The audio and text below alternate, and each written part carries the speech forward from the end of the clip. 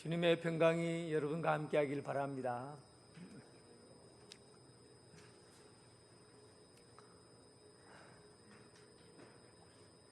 여러분, 교회에 다니는 것이 쉬운 일입니까?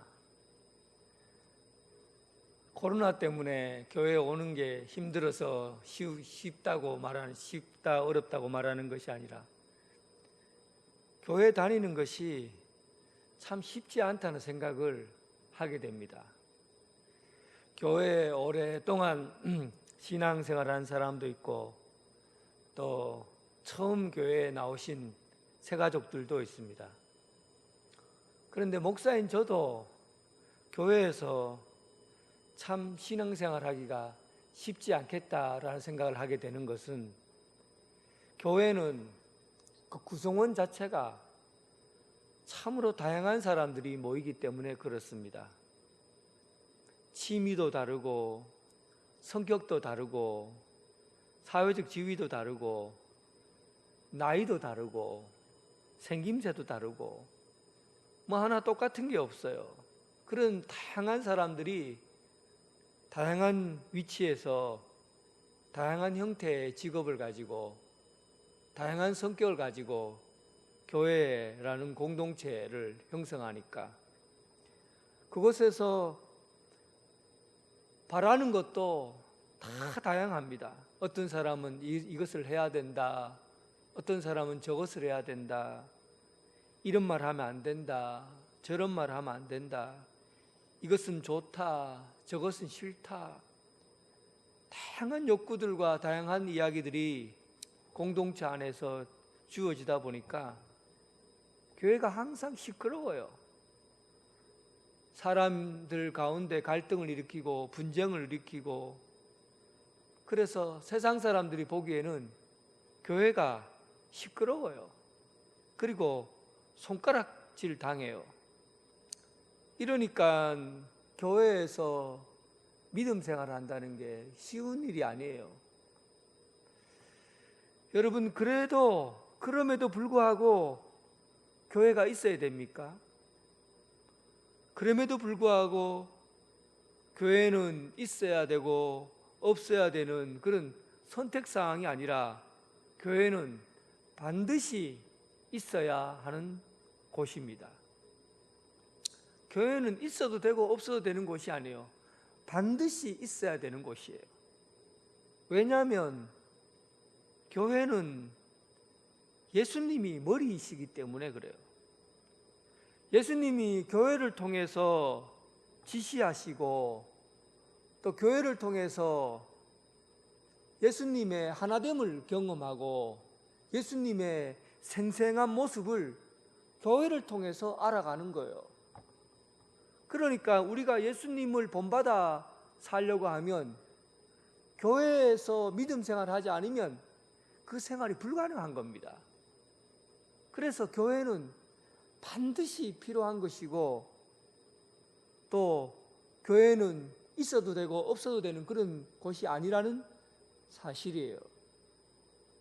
그래서 오늘은 교회가 참으로 필요하고 중요한데, 우리는 이 교회에서 어떻게 건강한 교회로 세워가고 또 어떤 모습으로 함께 교회를 지어져 가야 될 건가 하는 것을 부르심과 성숙함, 이 두 가지 관점에서 오늘 말씀을 나누고자 합니다. 오늘 본문 말씀 1절에 그러므로 주 안에서 갇힌 내가 너희를 권하노니 너희가 부르심을 받은 일에 합당하게 행하여 라고 사도 바울이 감옥에 갇혀 있을 때 이 말씀을 전했어요. 먼저 우리는 이 부르심이라는 것에 대해서 한번 생각해 봐야 합니다. 여러분들은 어떤 조건에서 하나님이 여러분들을 불렀습니까? 뭔가 특별한 능력을 갖고 있었기 때문에 여러분들 한 사람 한 사람을 부르셨습니까? 어떤 조건 때문에 여러분을 불렀나요? 보통 남자들은 나라의 부름을 받습니다. 이 나라의 부름을 어떻게 받나요? 저는 강원도에서 신병교육대에서 훈련받고 그리고 홍천에서 자대 배치를 받았어요. 그때를 잊을 수가 없습니다. 5톤 트럭 뒷자리에 앉아서 더블백 하나 메고 어디로 가는지 무슨 보직을 받는지도 모르고 그냥 트럭에 올라타고 그냥 트럭이 멈추는 곳에 자리를 배치를 받고 그리고 거기서 생활합니다. 해가 질 6시쯤 될 무렵에 부대에 도착하는데 그 부대가 좀 오르막이 정도 되었던 걸로 기억합니다. 고참들이 신병 오나? 그래 기어온다 거북이가 하고는 우리 보고 막 뛰어오라고 그래요. 그러면 더블백을 메고는 막 뛰어서 도착합니다. 그리고는 이것저것 신고식을 하고는 그리고 자대로 들어가서 내가 있어야 될 내무반에 들어가게 되죠. 근데 주변에 보니까 포가 6문의 포가 자리 잡고 있고 그때서야 제가 내가 포병이구나. 그리고는 내가 포병에 배치받았다는 사실을 알게 된 겁니다. 이게 부르심이에요. 부르심이라는 것은 내가 뭔가 능력이 있고 탁월하고 또 할 수 있기 때문에 나를 선택해서 그 자리에 둔 게 아니라 국가이기 때문에 그 국가로서 국민들, 군대에 갈 사람들에게 그의 이름을 불러서 소집한 거예요. 그게 부르심이에요. 국가라는 그것이 자체가 이유예요. 국가라는 그 자체가 이유예요. 더 이상의 이유가 없어요. 하나님이 우리를 불렀어요. 그런데 여러분 부를 때 무슨 조건을 가지고 불렀나요? 공부를 특히 잘해서 불렀나요? 아니면 돈을 많이 내서 여러분들에게 부르심이 있었습니까? 아니면 특별히 막 착하고 덕이 있는 그런 사람이어서 하나님이 여러분 불렀습니까? 아니에요. 하나님이시기 때문에 그 어떤 이유도 없이 무작정 하나님의 은혜로 그냥 우리를 부르신 겁니다. 하나님의 은혜로 부른 거예요. 그런데 여러분 하나님이 여러분들을 불렀다는 것 때문에 혹시 불만을 갖고 계신 분이 있습니까? 왜 나를 불렀노? 왜 나를 불러서 하나님 백성이 되게 했나? 이것이 불편하신 분이 있습니까?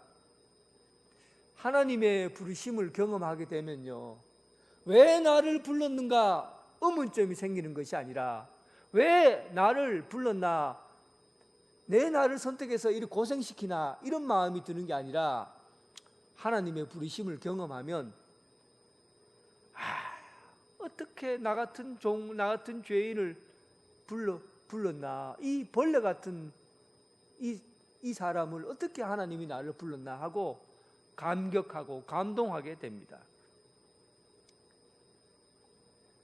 내가 누구인지를 알면 이 부르심 앞에서 감격하고 감동할 수밖에 없어요. 나를 부르신 이 하나님의 은혜가 얼마나 크고 감사한지 감사의 눈물, 감동의 눈물을 흘릴 수밖에 없는 겁니다. 그래서 여러분, 부르심은 왜 내가 하나님이 애꿎게 나를 불러서 나를 고생시키나 라는 의미를 담는 것이 아니라 부르심 자체에 하나님의 은혜를 경험하게 되는 거예요. 그리고 내가 하나님의 은혜를 받은 자로서 어떻게 살아야 되는가 라는 것을 고민하게 되는 거예요. 이것이 하나님의 부르신 목적입니다. 그래서 부르심을 받은 자들은 그의 반응이 중요하죠. 사도 바울은 4장 1절에 이렇게 설명합니다. 너희가 부르심을 받은 일에 합당하게 행해야 한다. 부르심을 받은 일에 합당하게 행하라. 이 합당하다는 말은 헬라어로 악시오스라는 말을 쓰는데, 이 악시오스라는 말은 균형 잡힌 저울을 의미합니다. 그러니까 부르심의 무게에 맞게, 그 그 무게에 맞는 행동을 하는 거예요. 무게에 맞는 행동을 하는 게 합당하게 라는 말의 의미가 있습니다.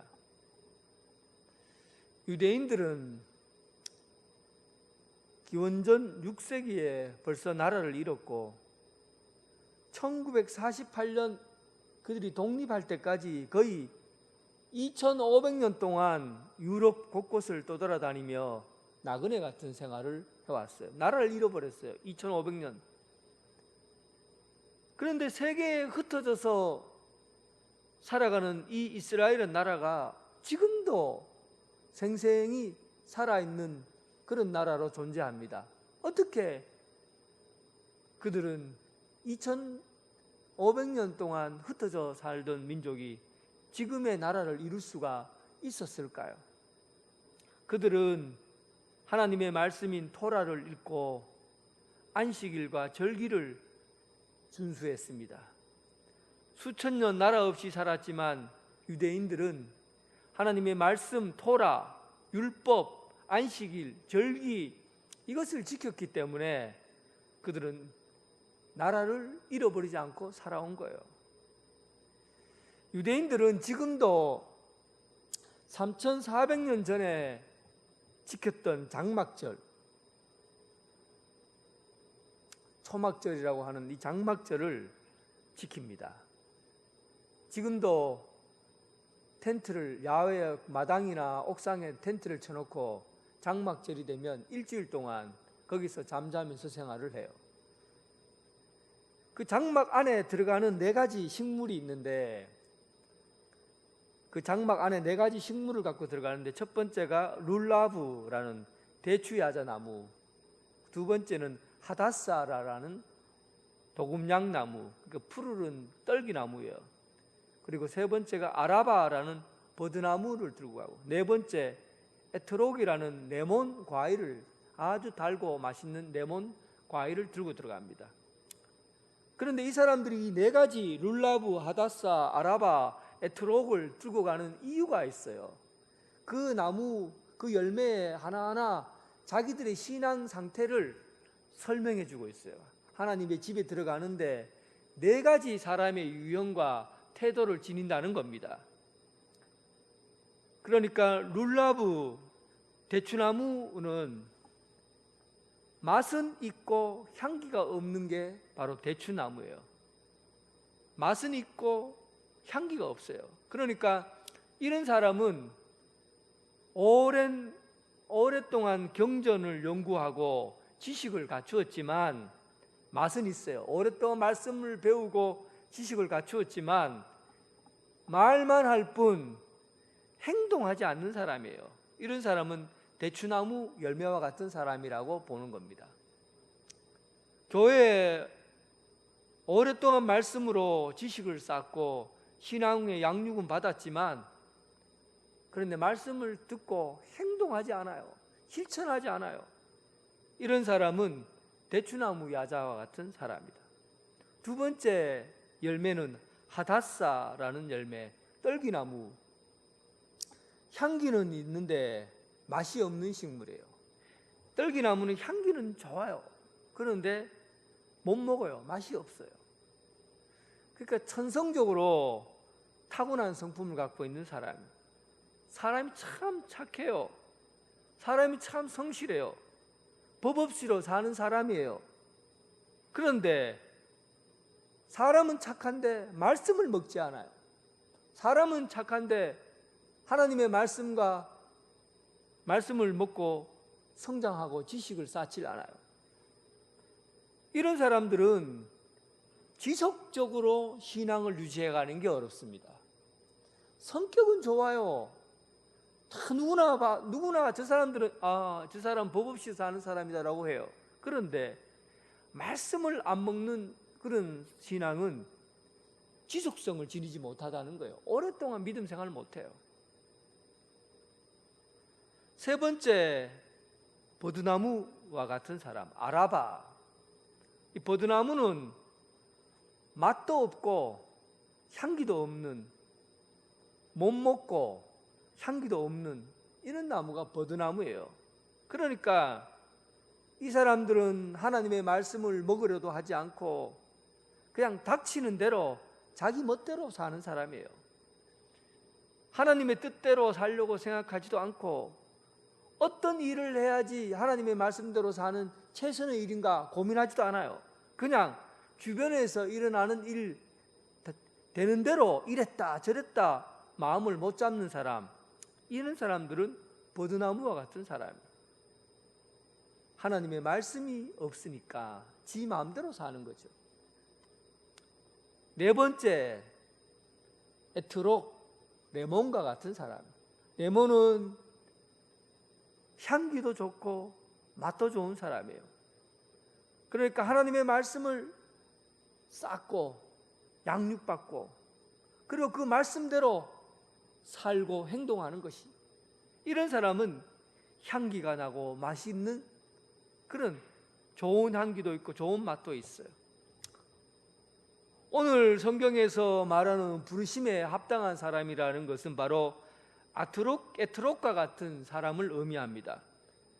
하나님께서 오늘 내게 주신 말씀이 무엇인지 그 말씀의 가치를 가지고 오늘 하루를 사는 거예요. 내게 하나님께서 오늘 나를 부르신 목적이 무엇인가? 내 인생에 하나님이 나를 부르신 이 목적과 이유가 뭔가, 그것을 알고 그 일을 행하는 사람, 이런 사람이 바로 에트록과 같은, 레몬과 같은 사람이죠. 오늘 바로 부르심에 합당한 사람이란 이런 말씀과 실천에 옮길 수 있는 부르심에 합당한 사람, 이런 사람으로 자라길 원하는 그런 비유가 담겨져 있습니다. 사랑하는 성도 여러분, 오늘 사도 바울은 성도들이 부르심을 받고 어떻게 하면 성장해 갈 건가라는 부분에 초점을 맞추고, 먼저 부르심이 무엇인가? 부르심은 하나님께서 우리에게 무슨 조건을 따지고 의미를 따져서 부른 것이 아니라 하나님의 조건 없는 은혜로 우리를 부르셔서 그 부르심에 합당하게 살라고 하는 그 뜻이 담겨 있다는 것을 우리 말씀을 통해 배웠습니다. 두 번째 중요한 것은, 이 첫 번째 부르심에 합당한 삶이 동전의 앞면이라고 한다면, 이 교회의 성장은 이 동전의 뒷면 부르심에 합당한 삶 뒷면에 있는 그리스도의 장성한 분량에 이르기까지 자라가는 그 과정이 또 중요합니다. 13절 말씀이죠. 우리가 다 하나님의 아들을 믿는 것과 아는 일에 하나가 되어 온전한 사람을 이루어 그리스도의 장성한 분량이 충만한 데까지 이르리니. 그러니까 부르심에 합당한 삶을 사는 사람은 신앙이 또 온전하고 자라가게 된다는 겁니다.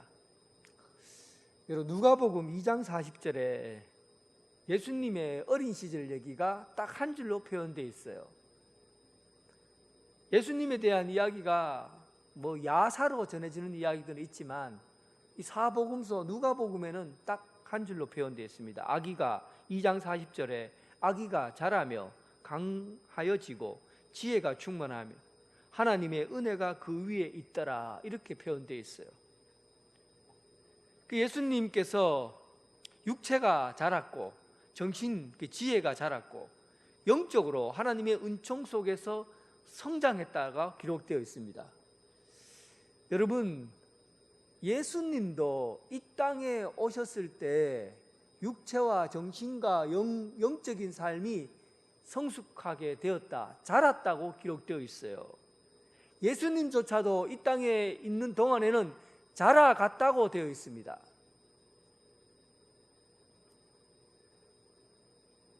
여러분, 우리나라 한국 부모들을 아이들을 자라게 하는데, 아들 키우는데 좀 극성이잖아요. 대단히 극성입니다. 극성적이라고 말하는 것은 아이들이 자라나는데 진짜 필요한 게 뭔가에 대해서는 신경을 안 써요. 육체가 자라고 정신이 자라고 지혜가 자라고 그리고 영적인 삶이 자라야 되는데 한국 엄마들은 대부분 육체가 자라는 것, 그러니까 사회적인 생활을 할 수 있도록 지식이 자라는 것, 여기에만 신경을 써요. 아이들과 부모가 놀러 가서 꽃 구경 가서 아이들에게 엄마가 이 꽃이 뭐야? 이 꽃은 백합이야. 이 꽃은 장미야. 장미는 영어로 로즈야. 스펠링은 R-O-S-E. 극성이에요. 아이들이 꽃을 보고 엄마 꽃이 이렇게 향기가 있어. 참 예뻐. 이런 부분을 키워줘야 되는데 이 꽃은 백합이야. 장미야. 유치원에 다니면서 벌써부터 영어 단어 다 익히게 하고 외우게 하고 이런 부분에서 관심이 많아요. 자라질 않는 거죠. 어릴 때부터 자라질 않아요.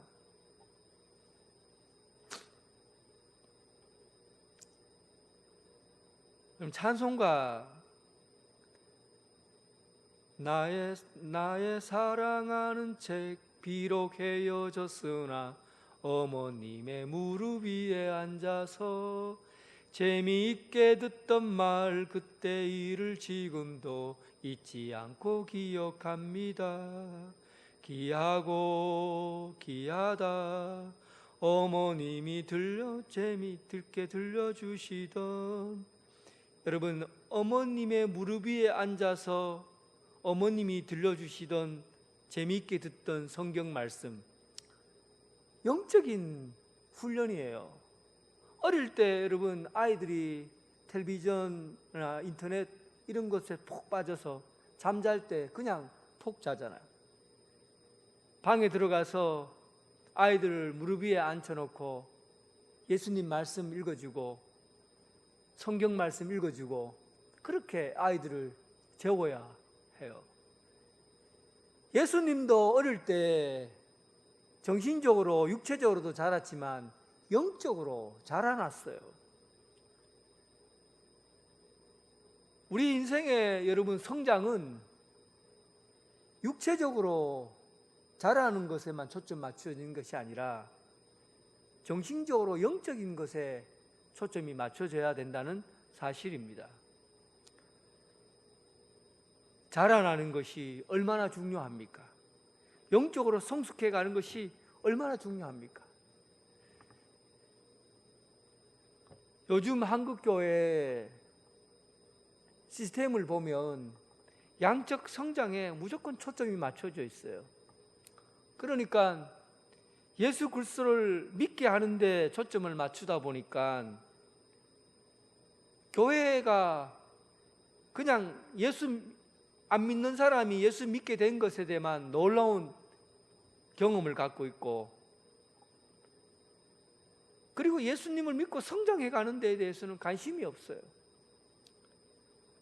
술주전뱅이나 또는 마약하는 사람이나 나쁜 짓 하는 사람이 예수 믿고 회개했다라고 하면 귀를 쫑긋 기울이고, 축구 선수, 가수, 골프 선수, 탤런트, 유명한 사람들이 예수 믿게 되었다고 하면 그 일이 전부인 줄 알고 거기에는 관심을 갖는데, 거기에 관심이 있어요.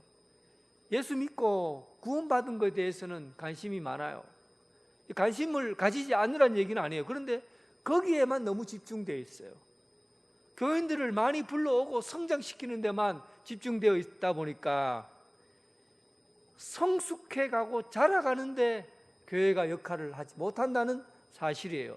교회 시스템이나 구조 자체가 성숙하고 자라가는 데 있는 것이 아니라 그냥 사람을 불러 모으는 데만 이 시스템이 가동되고 있다는 사실이에요. 그런데 오늘 본문은 교회 성숙을 얘기하고 있어요. 교회가 자라나는 것을 의미하고 있어요. 어린아이가 몸은 다 커졌는데 정신적으로 영적으로 자라지 않으면 그 어린 나이는 언제나 철없는 아이로밖에 살 수밖에 없어요. 공동체도 교회도 자라나야 되고 성숙해 나가야 돼요. 에베소 본문에 보면 4장 1절에서 11절에 보면 이 공동체가 성숙해 나가기 위해서 건강한 구조를 만들어야 된다고 말합니다. 그 건강한 구조가 어떻게 설명되어 있습니까? 어떤 사람은 사도로, 어떤 사람은 선지자로, 어떤 사람은 복음 전하는 자로, 어떤 사람은 목사와 교사로 세웠다. 이 성숙한 교회로 자라가게 하기 위해서 사람에게 맞는 각각의 은사를 우리에게 줬다는 그런 얘기예요. 그런데 에베소는 그 은사는 많이 생략되어 있어요. 찬양단, 또 헌금하고 봉사하고 뭐 여러 가지 내용들의 은사들은 생략되어 있고, 그 중에 핵심이 되는 은사들, 사도, 선지자, 복음 전하는 자, 목사, 교사로 이렇게 나누었어요.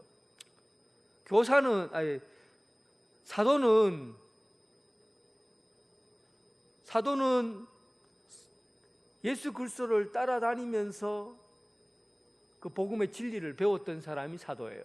그러니까 언제나 표준이 되는 사람들이 사도입니다.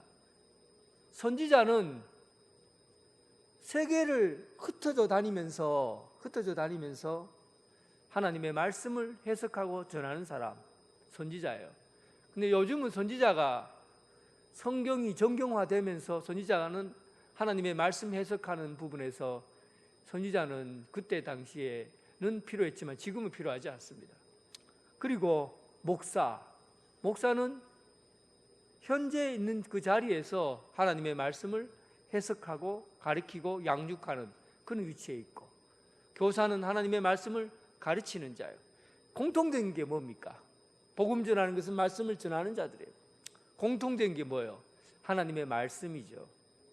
그러니까 모든 교회는 하나님의 말씀을 통해서 양육받고 말씀을 통해서 온전하게 자라는 거예요. 근데 온전하게 자라서 뭘 한다는 겁니까? 온전해서 자라서 뭘 한다는 거예요? 온전하게 자라서 봉사의 일을 하게 하는 겁니다. 이게 성장이에요. 이게 교회의 성장이에요. 교회의 성장은 말씀을 통해서 온전하게 자라고, 자란 사람들은 각각 자기가 맡은 사역과 일을 알아서 모든 사람이 맡아서 그 일을 하는 것, 이것을 교회의 성장이라고 얘기한 겁니다.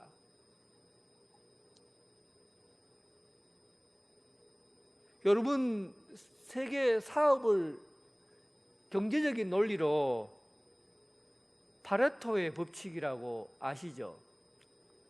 그러니까 100명이 있다면 20명이 80명은 일을 안 하고 20명이 일하는 것으로 100명을 먹여 살린다는 거예요. 그래서 80대 20대 80, 2대 8, 8대 2 뭐 이런 파레토의 법칙이라고 그래요. 교회도 가만히 보면 세상 논리에 적용되는 게 아닌가 싶어요. 교회 성도들 중에서 20% 정도만 일하는 것 같아요. 나머지 80%는 일을 안 해요. 그런데 여러분, 교회는 파레토의 법칙이 아니라 퍼페트의 법칙입니다. 완벽한 은사, 자기가 맡은 자리가 어떠하든지 100%가 참여하는 게 바로 교회예요.